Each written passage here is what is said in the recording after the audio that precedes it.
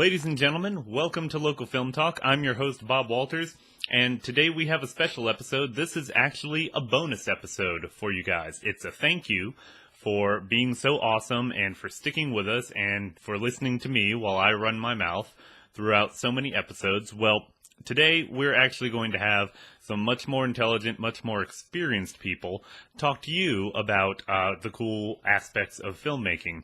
We were lucky enough a couple weeks ago to cover the Carrboro Film Festival, 10th Annual Carrboro Film Festival.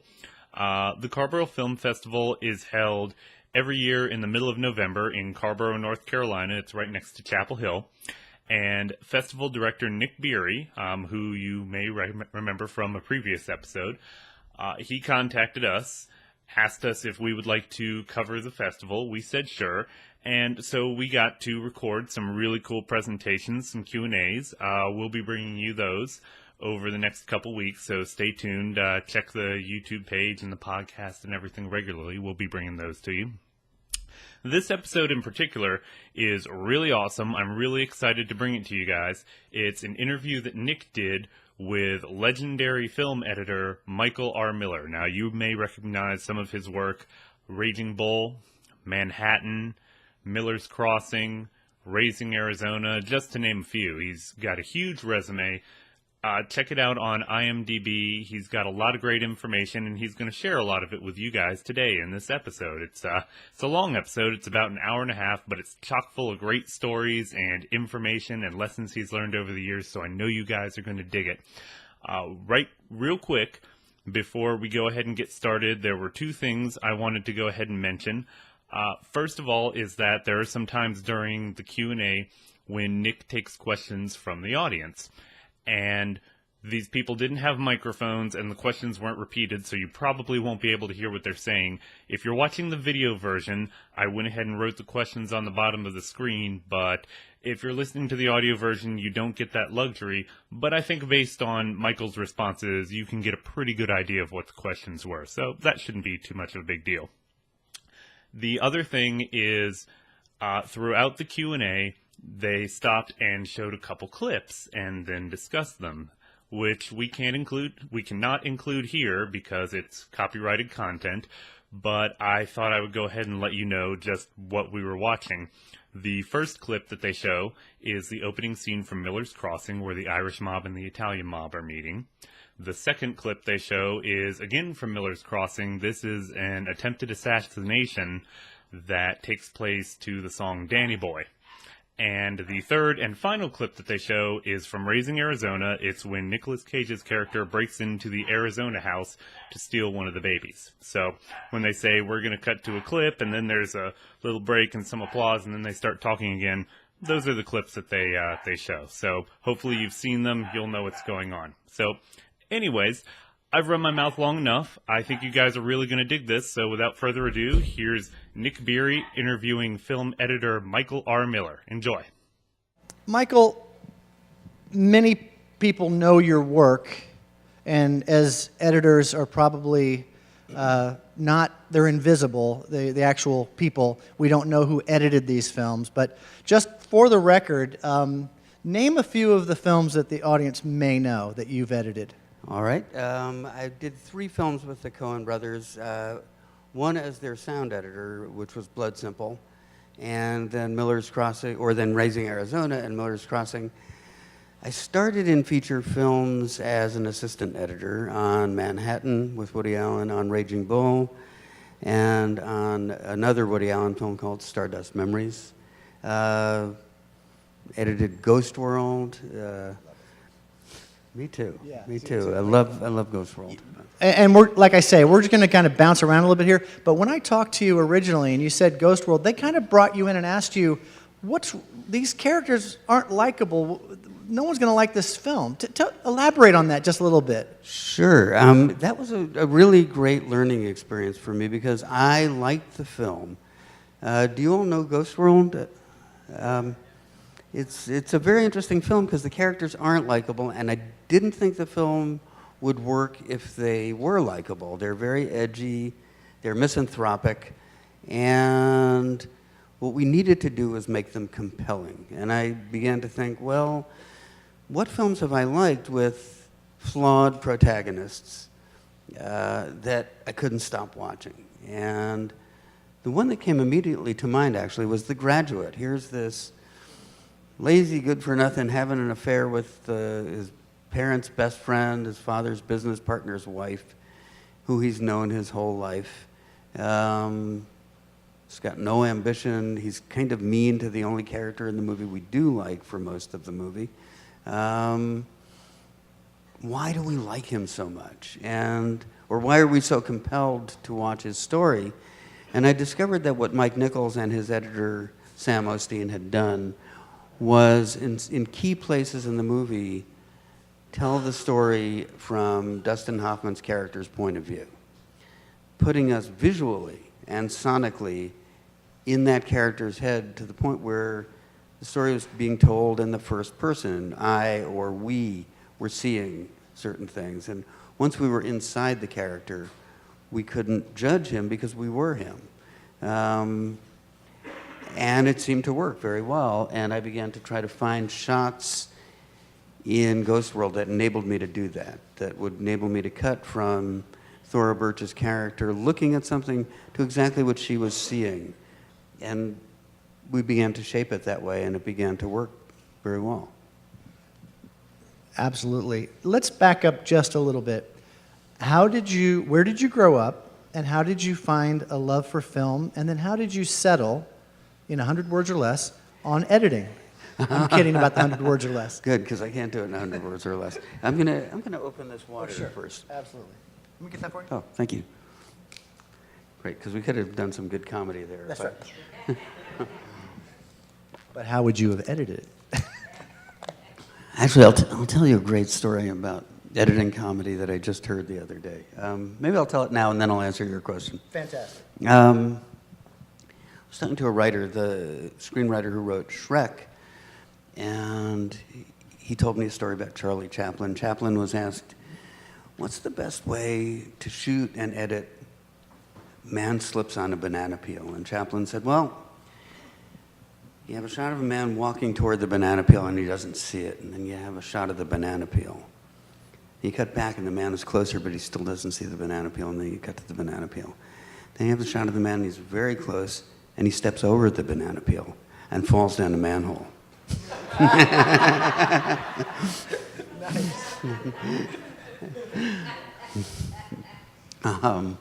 Back to where I'm from. Yes. I grew up in Queens, New York, and thank you, Cleveland.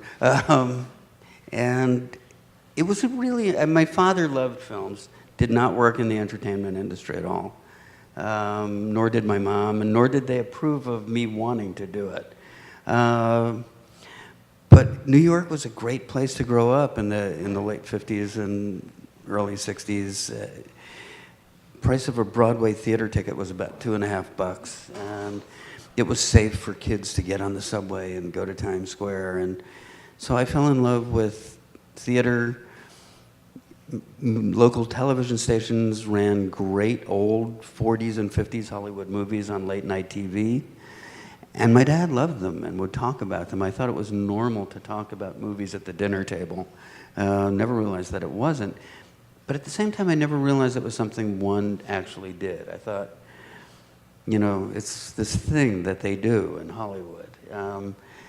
And although my mom did have a cousin who was an actor, they downplayed his success because they didn't want me to think you could be successful in the entertainment industry. And then I went to Cornell and I took a film history class. And I began to realize, all this stuff that I sort of know has some value to people, and people really do it. And there's a value in knowing it and maybe even knowing how to do it. And then I got an internship between my junior and senior year at a commercial production house, and that changed everything. Because at that time, which was the 70s in New York, film editors and directors of photography and people in all of the film crafts would go back and forth between commercials and feature films. And I met an editor named Paul Hirsch who was working with Brian De Palma at the time, and And also, Brian recommended him to a colleague and friend named George Lucas, and Paul edited Star Wars. And I held on to those coattails pretty tight. But Paul was a very, very generous teacher and loved talking about what he was doing. And so I would stand in back of him finding pieces of film in these really silly late-night television commercials for mail-order records. But listening to everything he had to say about editing.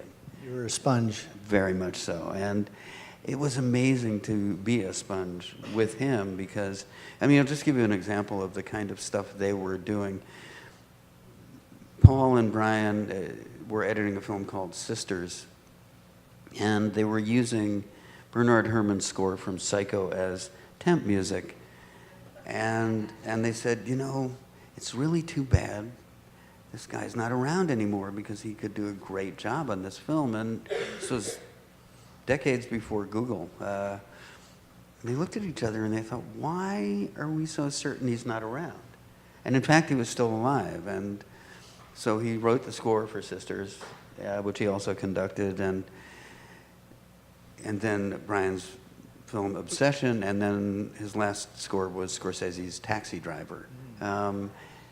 And all of these people, you know, were in each other's Rolodex and hung out with one another when I was starting in film and kind of meeting.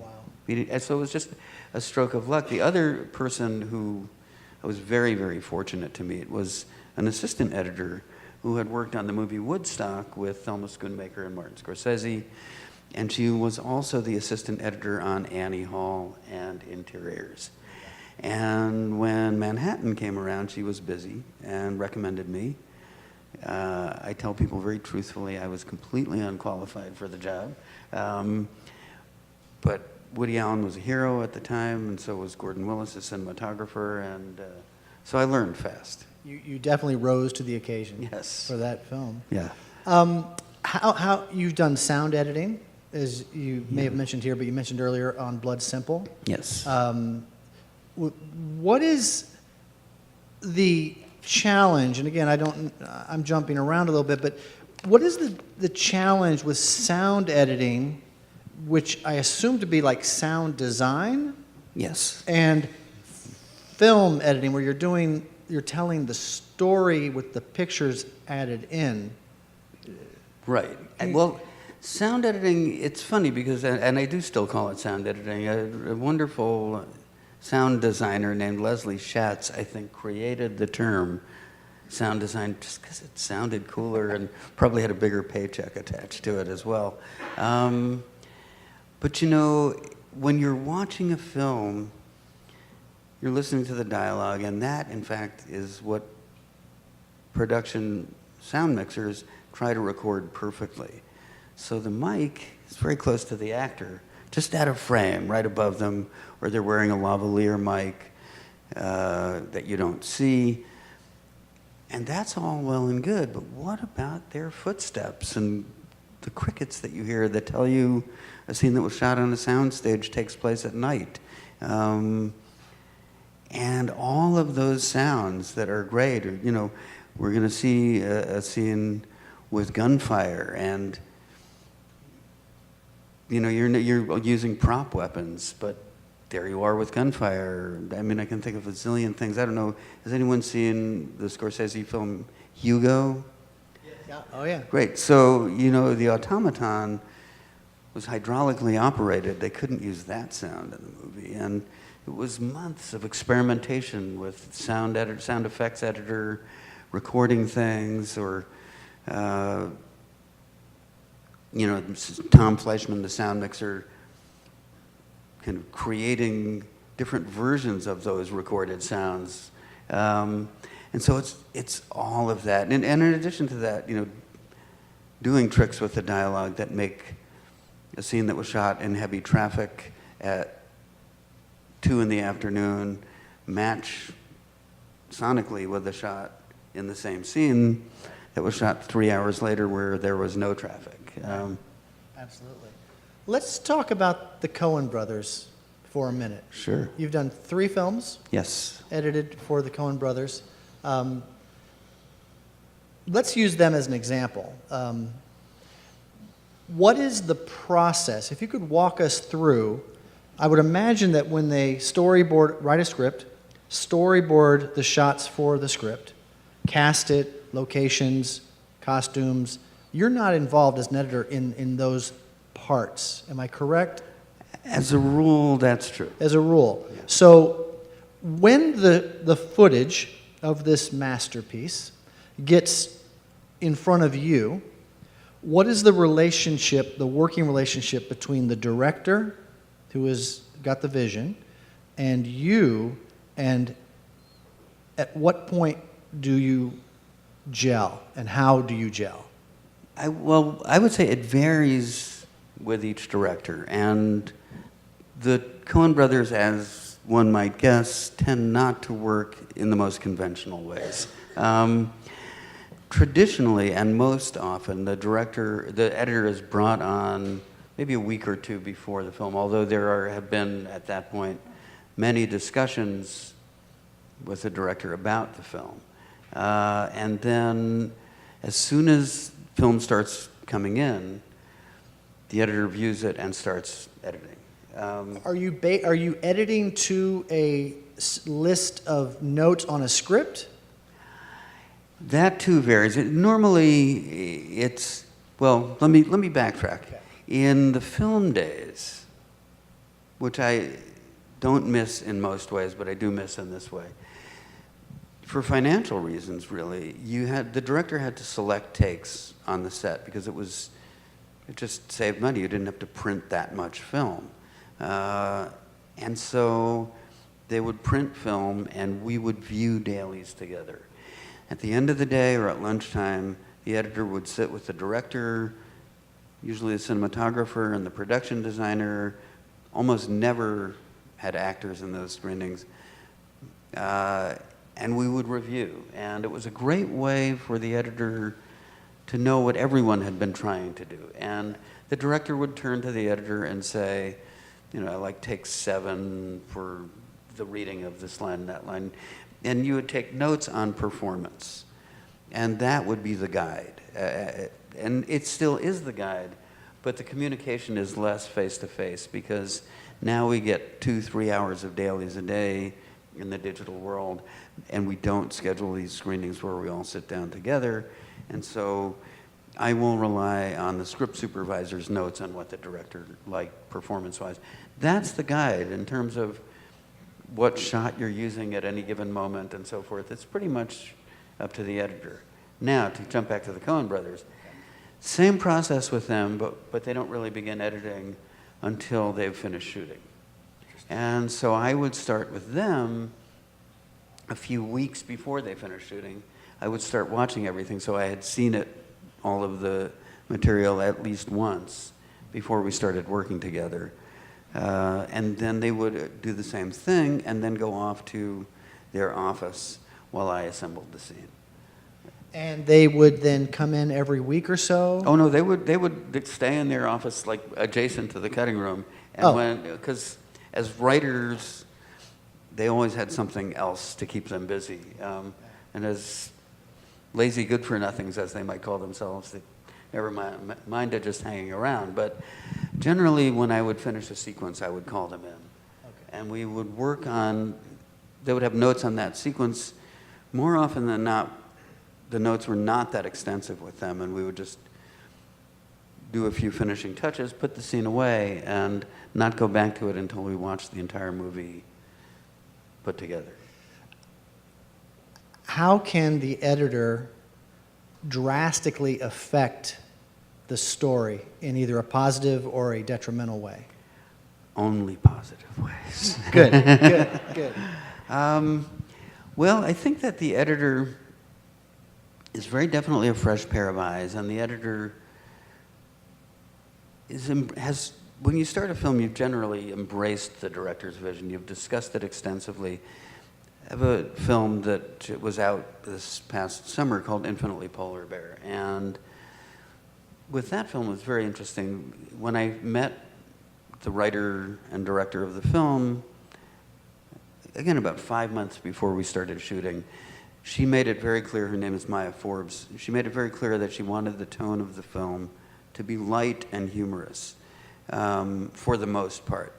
It's a film starring Mark Ruffalo and Zoe Saldana, and Mark plays a man with bipolar disorder who, due to a variety of circumstances, winds up raising their 2 daughters with this serious diagnosis. And Maya didn't want it to be grim and overly serious. Well, then I get the dailies in, and the actors are wonderful, but they love to play the manic and really manic, and the depressive and really depressed. And so finding that tone that Maya wanted entailed cutting out a lot of really wonderful material. But I always kept my eye on what it was that she really wanted, and I think we got it. Then there are things too where editors know after a while why certain things feel redundant. Billy Wilder had a great saying. He said, "Never fall in love with your dailies, and never slash your wrists when you look at the first assembly." And the reason he said that is the first assembly is always very difficult. It's always anywhere between a half hour and an hour longer than you want the film to be. And everything is overstated. And I heard that the reason for that described well by a sound designer named Randy Tom. He called it the 100% rule. And what he meant is that everyone working on the film thinks that they alone are 100% responsible for the quality of the film. And so a cinematographer will light in a way that tells the story of any given scene and actually sheds light on the characters. The designer will design sets that way. The costume designer will do that. Actors will perform with gesture and body language and facial expression and read the words perfectly. And suddenly you're in a situation where a raise of an eyebrow can take the place of 3 pages of dialogue, but you've got them all in there on the first cut. Right. And you kind of know this has to go. And I think the other thing that editors have is a knowledge that sometimes great scenes have to go for the good of the film.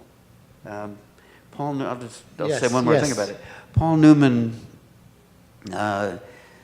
used to say that wonderful, amazing, legendary editor Dede Allen cost him an Oscar on The Hustler by cutting out his best work, but he wouldn't have had it any other way because it made the film better. And it was just a scene that completely repeated all of the emotional information of another scene that they couldn't delete because that scene was connected inextricably to plot points that they needed to keep.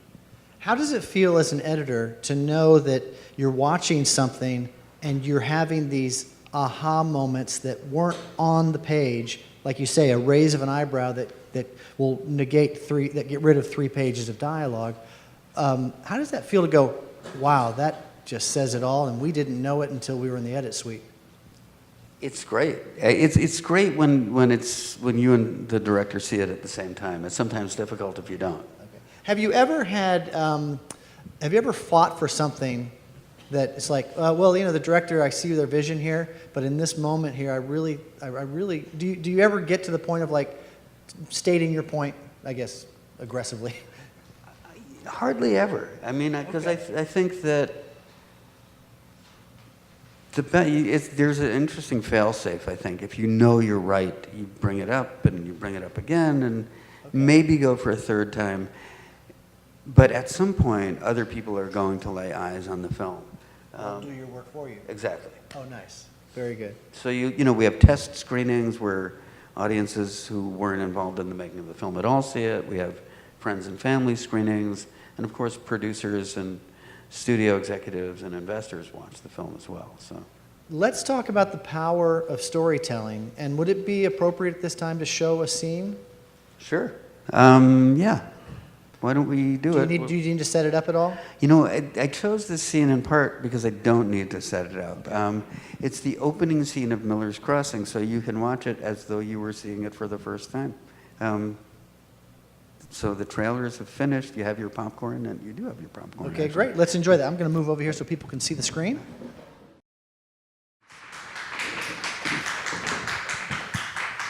Thank you. Thank you. Why did you pick that scene to show us this evening? Oh, many reasons. Many reasons. I've become fascinated by the idea of editing being known as the invisible art, which is to say most people watch a movie and have no idea that thousands and thousands of decisions have been made about where to cut each shot and how many shots they've just seen go by in a given scene. And that to me is an example of really brilliant filmmaking by the Coen brothers that is invisibly edited if you don't know that you're watching an edited scene. Yeah, it's fascinating how smooth it felt to me when you went to reaction shots. Because inherently, is it true that an edit is a point for some type of distraction that can take you out of a film very easily? It could indeed. I mean, you would never, for example, in a comedy, cut in the middle of a punchline. Would ruin the joke. But at the same time, it is an intentional, when it's good, it's an intentional redirection of the audience's attention. And so, you know, when Leo doesn't decide, or decides not to play along with Casper, we cut to Tom being surprised by that. And doing so, you know, you may not be aware that there was an edit there, but you now know Tom's a little surprised by that. He thought Leo would make the deal. It says so much. Obviously, it's like the subtext, where they're not speaking, but you're getting these reactions, especially with him. And it's just like, whoa, that was very, you know, that said, like you said earlier, it says more than what's on the page. Just boom. Yeah, and stuff like that is never scripted and may be storyboarded. You mentioned storyboarding earlier. The Coen brothers sort of revived that art. It's almost one of those things where they didn't know better than, you know, they just assumed it was still done all the time, and they hired someone who had never done it before, wonderful artist named J. Todd Anderson, who wanted to work on Raising Arizona in any capacity he could, and pretended he was a storyboard artist, and he's done all of their films since. But I never looked at the storyboards when I was working on their film. That's exactly what I was going to ask you. How often do you refer back to storyboards? Never, because if the footage isn't saying it, then I'd rather, you know, not know. Because if I knew what was in the storyboards, I might impose that on the film. I might say, oh yeah, this shot means this. And only later would we discover that it didn't to other people. So the importance of a storyboard is for the director in the field to make sure they get their shots the way they want them. yes. But you don't refer to them. No, and most editors don't. Sometimes, you know, if you have really confusing material, very often for logistics, for the sake of logistics, something will be shot with multiple cameras. So you have, you know, 5 cameras set up, and it becomes a little hard to figure out exactly in an action scene, let's say, which of those 5 is really the one that the director would think would be best, because you don't have a strong opinion. Then you might, but more often than not, no, you just let the footage do the talking. And also, the key in a dialogue scene like this is best performance. And so even if they had storyboarded this scene, maybe the best performance wasn't in the best shot, or in the storyboarded shot, I should say. So best performance is king. Yes.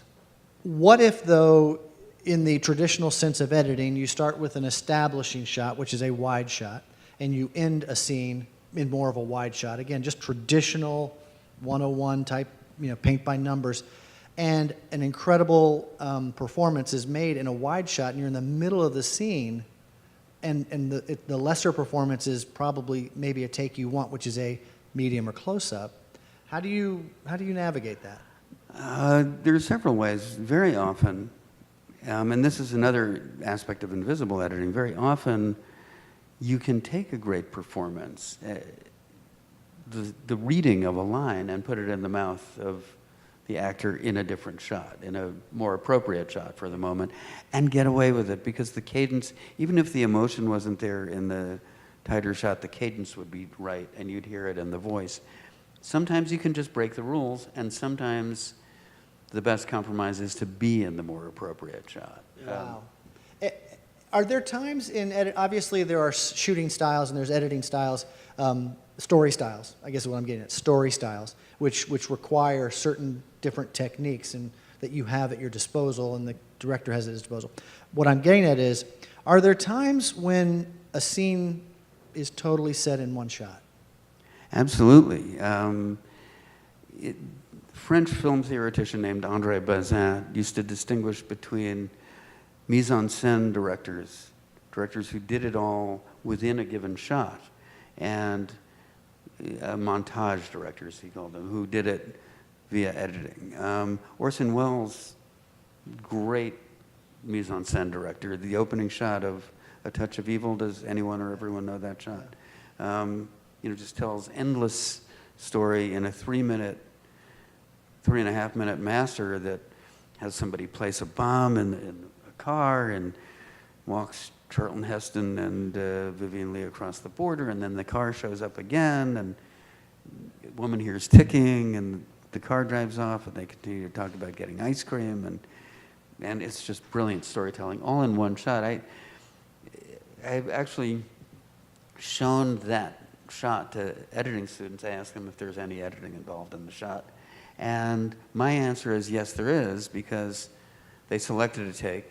I was shocked to learn that, well, there's that. And I was shocked to learn that Wells only shot 7 takes on that. Wow. So, yeah, but they rehearsed it endlessly, I'm sure. And there's also, I would imagine, cheating of performance in a shot like that. Stealing, a line, we have 3.5 minutes, there's got to be a line reading in take 4 that's better than the one in take 7. You steal that and put it in there. So you're saying you lay in the audio, Yeah. the dialogue from another take maybe, but visually it's all one take. And then, of course, marking an in point and marking an out point. So there's editing all over it. Absolutely right. That's great. Let me just stop for a moment. Are there any questions from the audience at this point? Yes. Why is the cinematographer involved in post? There's only really one area in which they're involved. Most cinematographers, for one thing, have already moved on to other films when you're in post. And it's just not something that they love. I had a wonderful cinematographer named Seamus Tierney came over to have lunch with the director one day and sat watching us edit for about 5 minutes and said, I'm just going to wait outside. He just found it really tedious. As tedious as I might find it to watch, his gaffers and grips light a shot. But they are involved in color correction. And that's a process that has changed in fascinating ways. In the film days, you would shoot a film, and then you get around to color timing, which I'll describe the reason for it in a second, but it was a photochemical process, and you basically involved dipping the film in various chemicals for certain amounts of time, and it became known as color timing. And it was the manipulation of 3 colors across the whole frame. So if you wanted to make an actor's face less red, let's say, the whole frame would get less red. Today, we can change the color of a pixel. There's something called, they used to be called power windows, now they're just called windows, where you say, well, I want to make the shadow on his table much darker, but I want to make his face brighter, and let's make that yellow car red, and you can do it. But at any rate, the cinematographer's eye is an important one to have in that process. Wow. Any other before we get? Yes. I have a question about invisible editing. Are there times when you feel it's useful for the editing to be visible? Did it ever serve? Yes, and it's interesting. It's interesting that editing is invisible because editors always want the cut to be felt, even if it's not seen. You do want that redirection of attention. You want that thunderous moment for the character where you cut to the close-up of the reaction to be felt. And then there are other times where you want it to be felt even more, say in a chase scene or an action scene of some kind. And where maybe not, again, to the average viewer, but to filmmakers, it becomes very visible. A dialogue scene, if you're doing your job well, no one's thinking about the cuts. Somehow in an action scene, I think viewers might be. I wanted to say one other thing about reaction shots. Very often, the best reaction, not very often, but often the best reaction, is not the one the actor actually gave you for that moment. Sometimes if you want to laugh, the actor might have laughed in the moment, but acted laughing can be less authentic than a real laugh that occurred because of something someone said on the set. And if you can find one of those with the right eye line, you'll use it. That's really interesting. Before we show the next clip, which really does speak to what you just asked, and thank you very much, I'd like to ask you about the rhythm of editing. You're talking about a dialogue scene which might be a slower pace than an action scene, or usually is. Do you ever edit to an actual piece of music that is never in the final version to create a pacing and a rhythm of a scene? Hardly ever. And I discourage young editors from doing so. I think I love using temporary music, but I feel like the rhythm of a scene has to be derived from what the actors were actually doing and from what the camera was actually doing. And when you do that, you work the scene harder and harder. Music tends to be very forgiving. You put in a piece of music, and suddenly a scene that felt slow feels less slow. Cuts that didn't quite work better than they had. Shot-to-shot cuts. But I do love putting temporary music in when I feel a scene is working well, because it gives the director and me a sense of what music might work well in the final version of the film. So what you're saying is basically that you really editor needs to do their job to make it the best it can be, raw, if you will, yes, without the icing of, say, music. Yes. Now, the Coen brothers, interestingly, don't use temporary music at all. And the scene we're about to watch, you may find this a bit unbelievable. There was never any music in until Carter Burwell had his orchestra play what you'll hear in the scene. And it wound up in the final mix. And yeah, you'll find that hard to believe. Did he score it to the scene? Yeah. Oh, fantastic. Okay, well, we have another scene from the great film Miller's Crossing.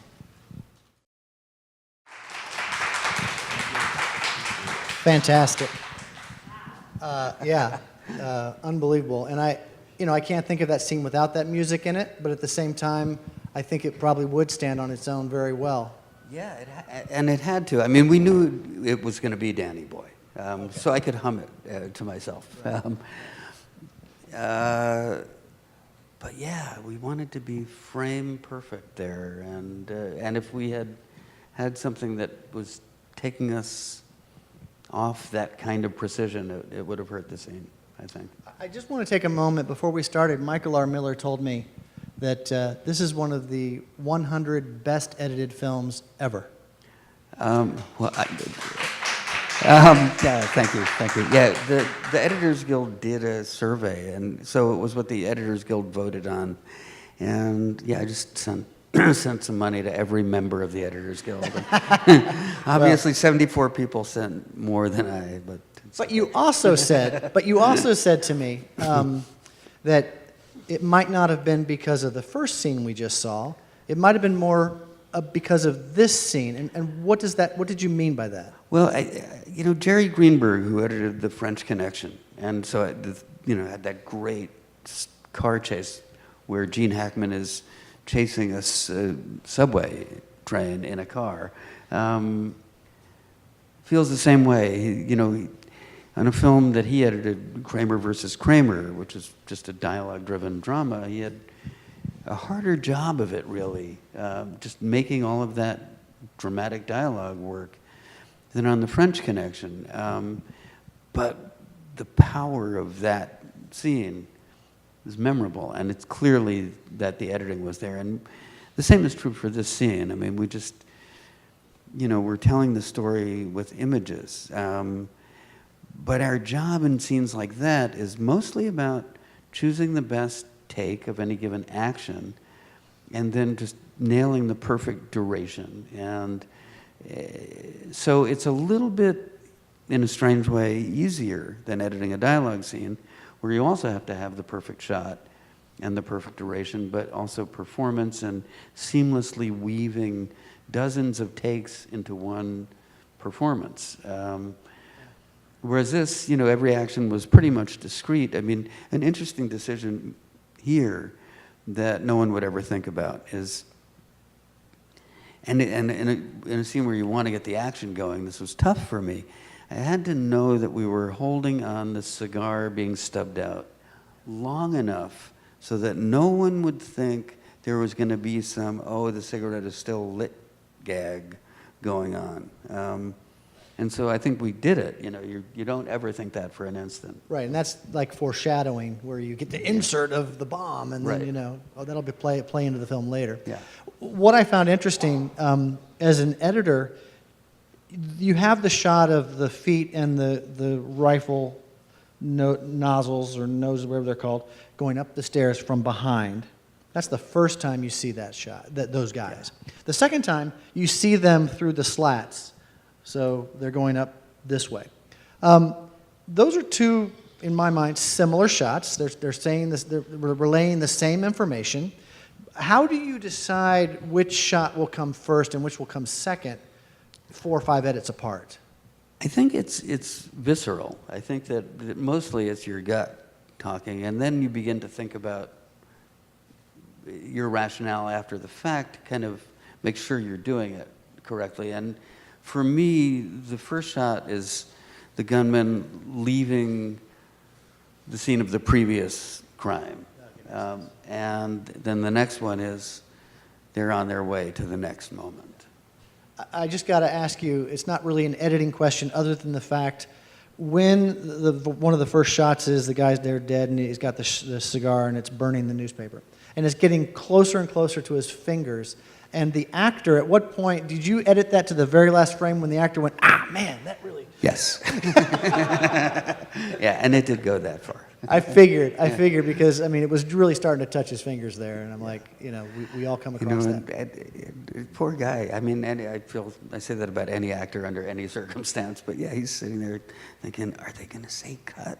Are they going to say cut? Are there moments, speaking of the word cut in a film, are there moments when the scene on the script is clearly over and good actors and good directors sometimes let it go a little longer, that you use those little longer moments in your edit? Absolutely, often, because the actor is relaxed and something could happen that is authentic. I mentioned, a laughter that related to a joke on set while they were waiting for a role. I know I've used those. It could be anything. And I love when directors do that. Sound editors love it too, because you get a little room tone there, so if you need to match the background tone, you have it. Certain directors do it for precisely that reason. John Sayles, I'm told, always rolls for an extra 10 seconds when he's done. Great. Let's get you were mentioning comedy, Charlie Chaplin and a few others. Like editing comedy, drama has that kind of a pacing.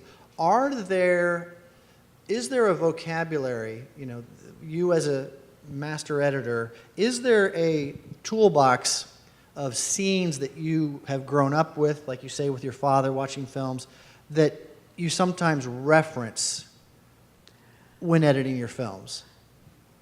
Yes, yes. But oddly enough, they don't often, or they often don't entail editing. For instance, any comedy, if any time I'm going to start on a comedy, I will watch Bringing Up Baby again, which I will also watch many times in between comedies. There's very little cutting within scenes in Bringing Up Baby, but the way Hawks directed Katharine Hepburn and Cary Grant and everyone in that film is just a pace that I want to achieve. And I have the good fortune most of the time to have scenes that do have various angles I can cut together to manipulate their pace.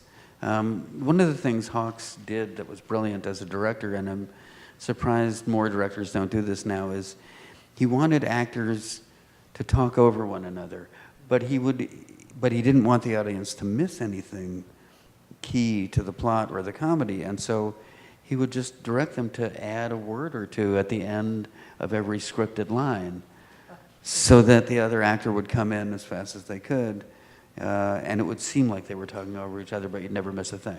Never got to the point of MASH and Robert Altman. Right. Totally, all the time, talking over each other. Yes. Okay. Any questions at this point? Yes, Allison. Yes, I love what I do. Do you feel like you are satisfying your creative self? Most of the time. Sometimes things don't turn out as you wish they would, but yeah, most of the time. I think there's a great deal of that. It is problem solving. It's often problem solving, and I mentioned Paul Hirsch earlier. Paul said once, if there's no solution, then there's no problem, which is sometimes something we run into. But yeah, very often it's okay. I mean, typical problem, we've got this 2.5-hour rough cut and it's boring. How do we get it to be an hour and a half without becoming incoherent, without losing the audience? And I love solving problems like that. So there's a lot of that. And I think they are creative solutions. And sometimes it's just generally creative because the way a scene is assembled is a creative act. So sometimes it's not problem solving. How long, oh, sorry, one more question? Yeah, I'm just curious about some of the basics about, if you're editing what's going to be a 2-hour film, how long does the editing process take? And then do you and the director just sit side by side day after day, or do they trust your judgment at some point? No, actually, you don't, because they don't shoot in sequence as a rule. So you get material in out of sequence, and you start, if they start with scene 34, that's the first scene you edit. And then when you have it all together, that's usually about a week or two after principal photography is completed. That's when the director will come in for the first time. And we'll look at it together. And then work methods vary. Some directors sit there all day, every day. Others don't. I've done 2 films with a wonderful director named Josh Radnor, who's an actor on a TV series called How I Met Your Mother. And we edited both films while he was working on that series. And so I'd be alone with the material like 3 days a week, and he'd be there 2 very long days each week, where we would go over what I had done, and then I would go on to new material while he was on set. And worked with another director in a small town in upstate New York at her country home, where she would only come in the afternoon, and we would work together on notes she had given me the previous evening. She would look at how we'd done with those scenes, and then we'd move on to new scenes. And I've worked with, in all kinds of circumstances. In terms of how long it takes, that varies a lot too. I was just with a legendary editor last night who was visiting Winston-Salem, an editor named Alan Heim, who won the Academy Award for his editing on All That Jazz. And All That Jazz was in post-production for 14 months. Apocalypse Now famously was in post-production for 18 months. And then Alan, same editor, different director, different movie, Network, which he also got an Oscar nomination for. I still find this miraculous. When we finish editing the picture and go on to sound and music, we call it locking picture. They lock picture on Network 3 weeks into post-production. Wow. That's amazing. Yeah. Yeah, Bob. I was curious, a lot of times you hear about, specifically with directors, having trouble, being too in love with material and having trouble cutting out stuff that's excess. Have you ever run into that problem, like as an editor, like falling in love with a certain way that you cut a scene? Editors, as a rule, don't have trouble letting go. Directors sometimes do. My earliest experiences were with Woody Allen, and he was so detached that I found myself thinking, we can't get rid of this scene, are you crazy? I was the one who was attached, and he wasn't. And that has given me an interesting perspective, because I shouldn't be, but I'm surprised sometimes when directors are particularly attached. And I just urge them to read a chapter of a book called When the Shooting Stops, the Cutting Begins, which is about how Ralph Rosenblum, the author, edited various films. And there's a chapter on Annie Hall where you learn that Annie Hall wasn't even a romantic comedy when it was scripted and when they looked at the rough cut. And they just found no one, themselves included, were responding to anything but the romance. And so they cut 8 minutes out of the first 14 minutes, for example, and just went at it ruthlessly. If an editor is growing attached or just can't get around the way he or she is seeing a given scene, we do crazy things. We watch a dialogue scene silent, we'll run it backwards, we'll flop the whole scene, walk away from it. I sometimes call scenes like that tough SAT questions that we'll come back to. Can't crack that nut right away, but it will be cracked. Yes. Walking your dog a week later. Exactly. Right. Walking the dog, or I used to call them shower edits, because Right. it would come to you when you're taking a shower. Yeah. Right. I think I saw a hand up there. Yeah, you. Do you ever feel overwhelmed by the sheer scope of a project, like the thousands of decisions you have to make when putting the film together, and if so, how do you deal with that stress? A good martini is very helpful. It's funny, I should, when I think about it, probably editors just have this thing where they don't get overwhelmed, and I think what you do in a circumstance, say, where there's just a staggering amount of film to go through, is you make sure it's organized very, very well. And do little tricks, in the Avid editing system, or in all editing systems. We have something called markers, and it's a very simple thing. You just put a little red dot on your timeline, and if you or your assistant puts that exactly where the director says action, you don't have to weed through a minute of people setting up and hair and makeup people doing last looks while the camera's rolling, and you just get there. And so that'll save you many, many minutes, or in a day, hours in a week. And just, Dede Allen taught me this, you can cut scenes a beat at a time. You don't have to bite off the whole scene. You can say, okay, the first important beat of this scene is just at the end of page 1, and that's the part I'm going to work on until I have it, then I'll move on. So you I don't want to use, I guess maybe the word is compartmentalize. You go scene by scene, and then you string them together, and there's your movie. Yeah.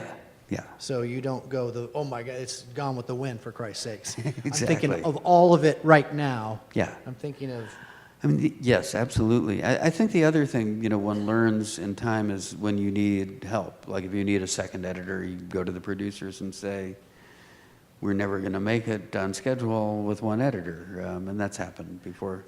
Which brings up a good question. How often is the timeline, the actual production timeline of you dictating the stress level you may have? It can be stressful with an unrealistic timeline, but generally, I don't, it's not like I turn down unrealistic timelines, but I will get the director on board and explain why I think something might take longer than what's in the budget and the schedule. So it's a negotiation at times. They say 3 weeks and you say, I need 8, Yeah. for example. Yeah. Okay, cool. I think I saw another hand, or a couple hands, yeah? Art versus audience. When you're editing, you're conceptualizing as art, as a creative thing, or you've seen something many times, maybe you read into the film all kinds of symbolism and stuff. Are you thinking about John Q. Public? Do you have a target audience? Do you have to consider branding, marketing the film towards an audience when you edit? What's your take on that? It depends on the film. If you're doing somebody, oh yeah, when I was checking into the hotel today, somebody mentioned a film on my resume that is just nothing but pure commerce. And so yeah, if you take that on, you do have to pay attention to the marketing department. But generally those films are clear. There isn't as much artfulness in them. Which isn't to say that there doesn't have to be. I imagine, for example, that the upcoming Star Wars movie will be very artful and extremely commercial at the same time. I think that for me, I love showing films to audiences, and I'm not a filmmaker who resists test screenings. I love them because I love sitting.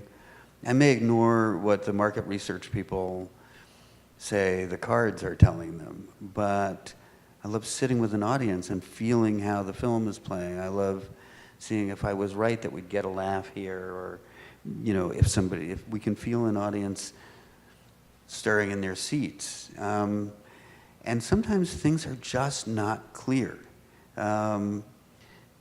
Give you a great example from Miller's Crossing. Miller's Crossing is very much, and I could go back to the first scene we watched and amplify this a bit. But it's very much about fragmentation. It's about how the Irish gangs couldn't communicate with the Italian gangs. And the way the film is shot expresses that. You see these characters. There's no master shot in that entire opening scene, and so you never see the 4 characters in the same frame. It's the Dane and Casper facing Leo and Tom, and then when they leave, it's Leo in his frame facing Tom in his frame. And toward the end of the film, Tom's German landlord appears, or landlady, I should say, appears, and comes into the hallway and says her line, which was, "There were shots." But what I heard her say was, "They wore shoes." She says, "They wore shorts." And I thought, they wore shorts? Really? What does that have to do with anything? And literally, I was working on the film one night in the Brill Building in New York, and it was working obviously too late, and the janitor came in. And I played the moment for him. I said, "What did she say?" And he said, "They wore shorts." And I went to the Coen brothers. I said, we have to loop that line to make it clear.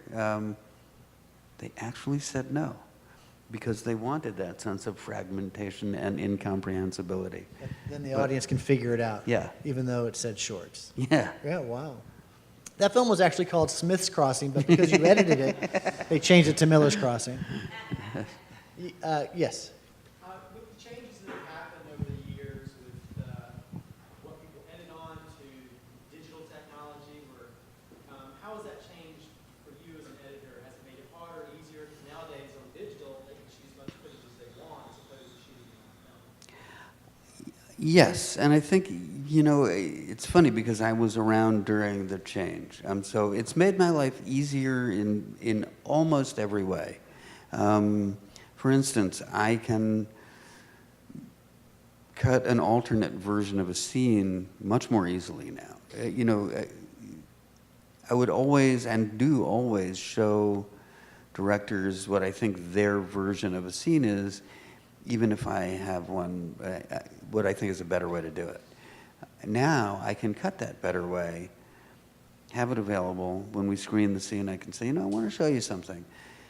And on film, you couldn't do that because you'd have to dismantle the scene in order to use the best takes. You only had one print. Now I can use the same take over and over and over again. So in almost every way, I find it much more facile, just much easier. It's true, I think people sometimes overshoot because of digital technology, but again, having more takes is never daunting to an editor. Sometimes I think in the film days you wished you had more. And we would do things, we'd print up what was called B negative. All of the negative would be processed, but not every take would be printed, and we'd be in a jam thinking we have to have something better than this, and you'd print up the unprinted takes. Now we have all of those. So in a way that makes it easier. And I think when any technology is new, it's often misused at first. I think of the earliest days of stereo LPs, where rock records you'd have panning back and forth, from left to right channel, and sometimes it was very effective, and most times it was really distracting, and now it's never done because stereo is not new. It's not just a brand new toy anymore. So. Are all of the directors that you've experienced editing for shooting coverage to be able to make changes, or are there some of those directors that, I don't need the editor to make a change. I know what it's going to be, so I'm only going to shoot this shot and this shot and this shot. There's your scene. I think it's still both, and my favorite kind of coverage is intentional coverage, which is to say, I like a shot to exist because the director has something in mind about the way to use it. Now, the fact that I can use it in another way is great, but it's always, I think, best to have a plan in mind. Back in the studio system, which was in the 30s and 40s, I guess into the 50s, I heard stories of directors that would edit a scene in a way, shoot a scene in a way, that the studio heads can't change his vision. That was the studio system, and this is the independent world, I guess, in general, that we live in now. Yeah, I think, there are directors who Woody Allen is a great example. He has all the freedom that he could ever want anyway, but he just shoots in a way that sometimes has forced him to reshoot because he couldn't, he would watch a scene, he would want to cut the dialogue in the middle of the scene out, but he had shot it in an unbroken master with no coverage. And he does reshoot a lot. And I know there was another question up here, but just one more question. How often do you experience the editing process and then it's determined with you and the director, we do need to go out and reshoot? It happens. I'm always surprised it doesn't happen more because editing is often a rewriting process. Woody Allen, again, used to call each iteration of the cut a draft.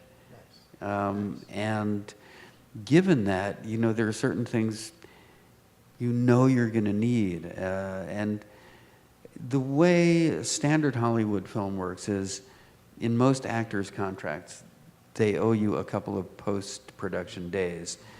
Often they're used to re-record dialogue, but you can use them to reshoot. And I don't think I've worked on too many films that haven't at least added an insert day during post-production. Are you involved with the dialogue editing at all? And how often in Hollywood movies, I've heard stories about percentages being very high. Is audio dialogue replacement used? Great question. I'm very involved because I think you're always protecting the performances that you've chosen and even sacrificing technical perfection. Whereas a dialogue editor wants technical perfection, and they will always prepare alternate takes. You don't want anybody slipping the alternate take in there, so I'm always involved on that level. ADR is interesting. Do you all know what ADR is? It stands for Automated Dialogue Replacement. Now, if you watch an Italian film from the 50s or 60s, all of the dialogue has been replaced. And, you know, Fellini, for example, used to talk through every take. He would direct the actors while the camera was rolling, knowing that he would replace everything. And if you watch them closely, he wasn't very concerned about sync. But today, you know, we have good sync tracks, and a lot of actors resist doing ADR. You'll wind up doing it because, let's say you find a location and it's visually stunning and it says everything you need it to say, but it's adjacent to a paper mill. And that has happened to me. That's why the paper mill example came to mind so readily. You might have to replace the dialogue. And some actors are great at it, and some resist it. But So it does happen a lot, would you say, in every one of your films, to a degree, in certain scenes, or 99% of the film is ADR? Never 99%. I think really what people are talking about is that 99% of the sound that you hear in a film isn't what was recorded during production. So with all the sound effects and footsteps are recorded on what's called a Foley stage, and clothing rustle and all of those things that are added later. There are great production mixers who just know every trick in the book to make your production dialogue work. I was talking about Network recently, and the production mixer on that was a guy named Jimmy Sabat, and I worked with Jimmy on 3 or 4 movies. And I think there's one ADR line in all of Network. And Woody hated looping, just hated it. I would imagine that Woody Allen, I just assumed that, you know, he's on the street, so he's just doing it. And it's harder for probably the sound editor because of, like you say, you got the siren going by one time, the next take, same shot, same scene, there's no siren. Yeah, it's hard work. And invariably, you know, the director chooses the one with the siren as the favorite take, so it winds up in... So you got to have more siren. More sirens. Like more cowbell. Yes. Can we show that other scene? Sure. Do you want to set it up at all? Have you all seen Raising Arizona? Yeah. Okay. Yeah. Then it needs no setup. If anyone hasn't seen it, Nicolas Cage and Holly Hunter have fallen in love. He is a convenience store hold-up man, and she's been the officer who's processed him many, many times. Each time he gets arrested, they fall in love, discover they can't have a baby. She wants one. He sees a newspaper headline about this couple that has had quintuplets, the Arizona family, and Nathan Arizona has been quoted as saying, "It's more than they can handle," and that's, you know, so Nicolas Cage is thinking he's going to do them a favor. And yeah, we'll just watch this sequence here. Okay.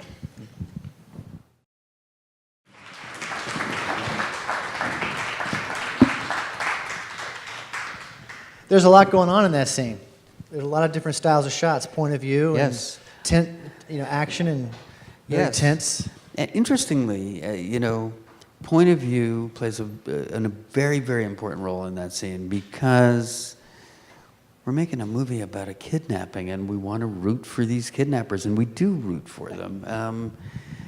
But how do you do that? And I think one of the things that is really helpful and great filmmaking is shots from the baby's points of view that show Hy McDonough or Nicolas Cage in a benign way. So you cut to what the babies are seeing. Even the baby falling from the crib is a POV shot. And the baby's fine, he's smiling and cooing. They're always smiling and cooing every time they look up at him. And then, of course, that's why I ran it as far as we ran it, the shot of the baby bouncing up and down and seeing Nicolas Cage in the window, and the baby's smiling and happy. So we, the viewers, are absolutely set up to think this is going to be fine for the baby, living with this, with this ex-con and this psychotic police officer. That scene said so much about the characters. You knew immediately, without seeing any other part of this film, what a Nicolas Cage type character is, and what the babies Yes. are, and what the way the very first shot is symmetrical, Yes. 1950s style. Leave it to Beaver, and using of the text 8:45, and then he says it's 8:45 in the p.m.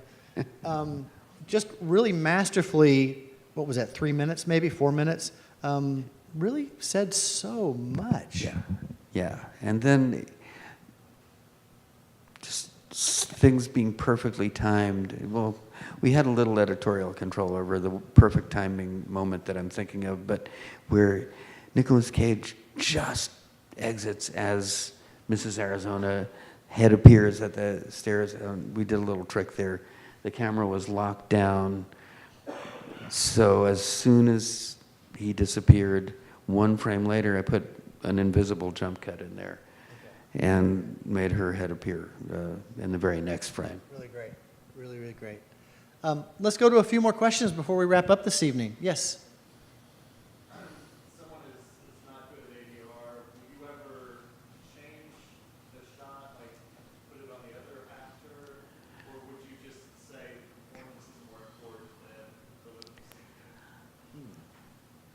I don't recall ever having done that, but what one often uses ADR for, and does entail recutting, is adding dialogue that didn't exist in the script. And it comes up in television editing all the time. You have this deadline, the show's not working, this isn't clear, that isn't clear, and you cut to the character's back, and you add a line in post-production.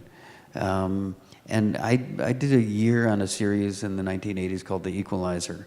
And my favorite network note was always, oh, you have to put that line on camera. And we couldn't because it didn't exist on camera, but I always knew we had achieved our goal of making that line seem organic if they thought they could see it on camera. So that comes up quite a bit. And I think more and more actors are getting good at it because they realize it's their friend, it's not their enemy. Al Pacino is great at it, has been for 40 years because so much of The Godfather and The Godfather Part 2 were looped. And he just embraced it early on as a way he could actually improve his performance. And I'm told, he sometimes asks if he can change his performance in a given moment. I saw another, yes. How much footage was available in that scene? I imagine there was a lot of footage. A lot, yeah. I don't recall the exact amount, but the whole film printed about 250,000 feet of film, and that scene was a significant portion of it. Because babies are hard to wrangle. They don't always go where you want them to go.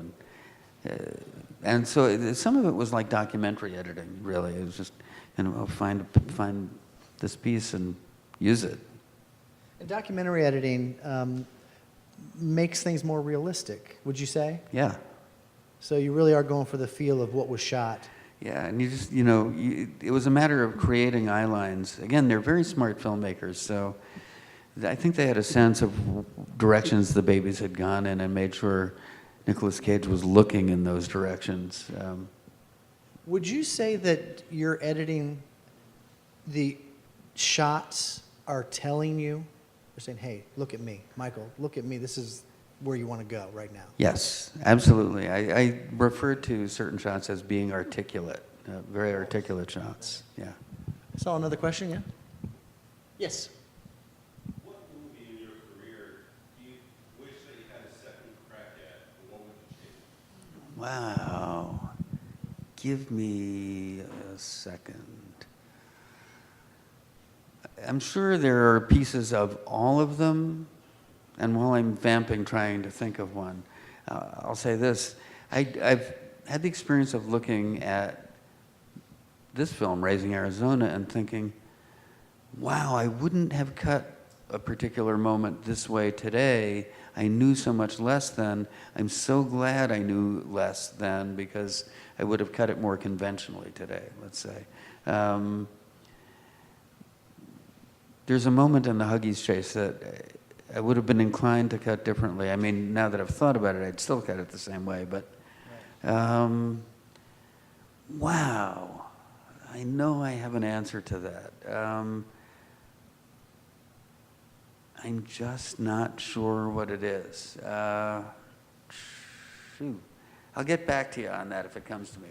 Well, it brings up a good question, which is your life's experiences and how they help you edit what you edit. Like your question, you know, if you're in your early 20s and you've had your 22 years of life experiences, and now you're in your 50s and you have, you know, 30 more years worth of life experiences, and the world has changed as well, you know, gone. Yes. I mean, we can all just talk about what's changed in the last 30 years, to how you're perceiving things. You probably would edit every film you've made a slightly different way today than in the time they were originally made. I think that's true, and I think that's a great question, because ultimately, you know, you can have these rules of drama and dramaturgy and comedy and so forth, but ultimately you are using your gut and you're responding to authenticity. And, you know, I was watching for the 1000th time a scene in The Godfather Part 2, and it fascinated me. It's the scene where Michael Corleone and his brother Fredo are in Havana, and they've taken a group of VIPs out to watch this sex club act. And it's in that scene that Michael learns to a certainty that his brother Fredo has betrayed him. And when he introduces Fredo to one of Hyman Roth's henchmen, Johnny Ola, they both say they don't know each other, and Michael looks very suspicious. And yet he's devastated when he finds out that his suspicions are warranted. And to me now, you know, having something that you hoped wasn't true, proven to be true, is a much more satisfying emotional experience as a viewer of that film than it was when I saw it years and years ago, because I hadn't had that experience, you know, then. At that time, I probably would have been as satisfied or more satisfied with him being surprised that his brother had betrayed him. And so I think, yeah, it always affects you, and you're right, you would change lots of things. Let me just ask that question in just a little different way, and that is, do you ever go back and watch your films, and are you and you're satisfied, like, wow, that is exactly how I would edit it today? Yeah, that opening scene that we just watched, it really surprised me, actually. But yeah, I don't think I'd change a frame of that scene. Very cool. Let's just take a couple more questions. Yeah. I was wondering how the censorship in movies affect your work as an editor. I mean, the editing process. It happens during the initial process, or you have to come back and revisit the piece? It does have an effect on the editing process. I tend not to think about it. I mean, there are certain things that, at this point, we've had the motion picture, the MPAA, for so many years that filmmakers know certain hard and fast rules. You know, you can, if you use, pardon me, but the word fuck like twice you sort of know you're going to get an R rating, which is crazy to me. But you can, how do I say this? You can manipulate the MPAA. You know, for example, you can put more violence in a violent film than you really intend, so that when you show it to them, you'll be able to cut it back and satisfy their complaint. I shouldn't tell this story, but I will. When Martin Scorsese was making Raging Bull, he knew that the violence in the film was going to get him an R rating, and then he directed a scene with the actress who played De Niro's first wife, and his direction to her was just say, well, as you shout after him as he throws the dinner you've prepared for him against the wall and goes out with his brother, I want you to scream the vilest things at him that come into your head. And he loved her performance, and he loved what she said, but he thought, this really is vile. And between that and the way De Niro and Pesci spoke to one another, he thought the violence plus the language was going to get him what was then an X rating. It's now an NC-17. And I had no idea why he did this thing that he did at the time he was doing it. There's a scene, do you all know Raging Bull? There's a scene where Jake is in training and can't make love while he's in training, and he's becoming amorous with his wife Vicky, and it's all played in a wide shot and almost an Italian neo-realist kind of frame. And he gets up and he walks to the background, and in the background he opens the fridge and he takes a pitcher of ice water and he pours it down his pants, all in wide shot. And one day he brought in, they were shooting something else. It was on a sound stage on the west side of Manhattan. He brought in a porn actor and shot what we called an insert shot of that action of pouring the ice water down. And I was told by Thelma Schoonemaker, the editor, to just put that shot in a box where we could find it easily, and she'd ask for it somewhere down the road. Well, it was never in any cut of the film until the film was submitted to the MPAA. And Scorsese knew that once they saw that shot, they wouldn't think about anything else. And so he got a letter saying they had given the film an X rating, and it was because of that shot. And so he had never intended to use it ever, but he wrote a letter back saying, when I began to think about this film, this was the first image that came to me, and I built the entire film around it, but it's not worth it to me to get the X rating, so I'll take it out. And they never said a word about language or violence. So, fantastic. I think I'm going to steal that in my next film. Yes, Bob. I was just curious how, over the years, things have evolved, like both with technology and then the styles and taste and everything. What's it like having to keep up with that, having to learn digital stuff and new software packages, and having to possibly adapt your style or the way that you edit to change with the taste of the audience? It's a really good question, and here's what I say about it. It's an interesting tool. Any editing tool is interesting to look at, whether it's Avid or Final Cut or Adobe Premiere Pro, or a splicer and 35 millimeter film and splicing tape. And I don't think it really affects editing. I don't think those changes affect the way we edit very much, and here's why. A painter chooses a particular brush, and the thickness of the bristles are visible in the painting.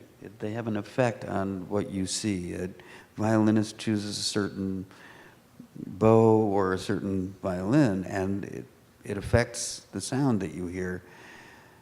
But I don't think you can tell whether a sequence in a film has been edited on Avid or Final Cut or film.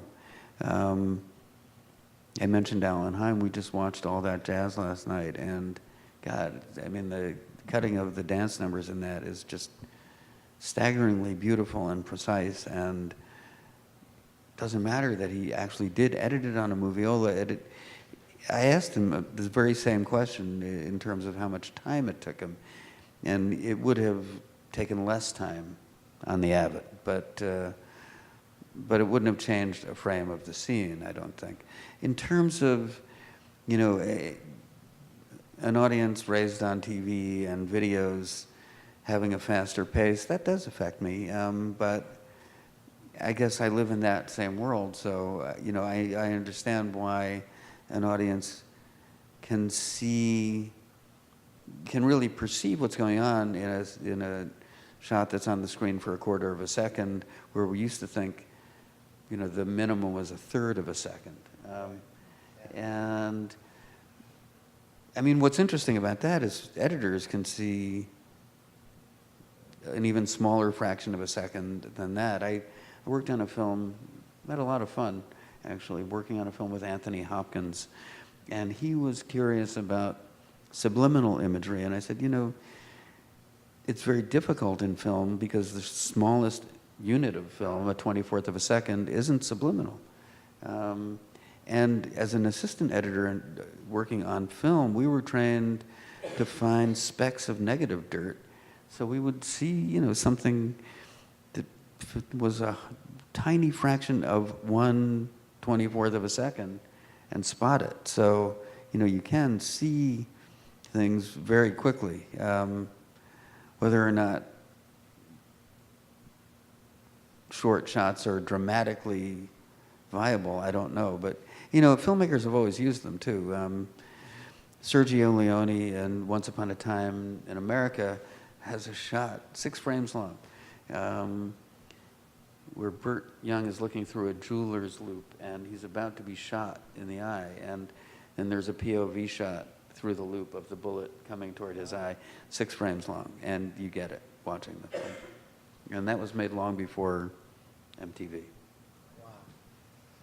What do you think it is about the beauty and art of film storytelling that is so compelling to so many people? I was going to say almost everyone in the world, but maybe not everyone in the world. What makes it so magical and so special? That's a great question, and I wish I knew. I think part of it, honestly, has to do with how similar film time and space can be to dream time and space. I feel like it addresses, and we understand what we're watching when we watch a film because we live with our dreams nightly, and not just dreamlike or surrealistic films, but, we understand when a character enters a building and we cut and they're, on the 30th floor of the building, walking down the hallway. We make that leap just as we would make it in a dream. But I also think there's just something about drama that, is as old as our civilization, and now we have it reproduced 40 feet high, and 50 feet wide. Did it ever surprise you that the compression of time and compression of locations in film storytelling is so readily accepted by audiences everywhere? You can make a hard cut and be a month later without doing a dissolve or anything else. Yeah, I mean, I just love it. And I was asked if I still love it. I think I still love it because it's still so magical to me. Even just watching that opening scene of Miller's Crossing, we look at this gigantic room, and we cut away as Casper and the Dane are walking to the door, and they take 2 steps toward the door, and we cut away, and we hear a step, step, step, and they're at the door. And in reality, that was, we cut out about 10 steps. But Wow. Well, Michael, are you going to be here tomorrow? I think we might be. Come by for a little bit? Sure. Great. Well, I'd like to thank Michael R. Miller for coming this evening. Thank you. Thank you. Thank you. Thank you very much. My pleasure. Thank you. This is great. Thank you all for being here tonight. We hope to see you all tomorrow for 3 blocks of wonderful short films as the Carrboro Film Festival continues.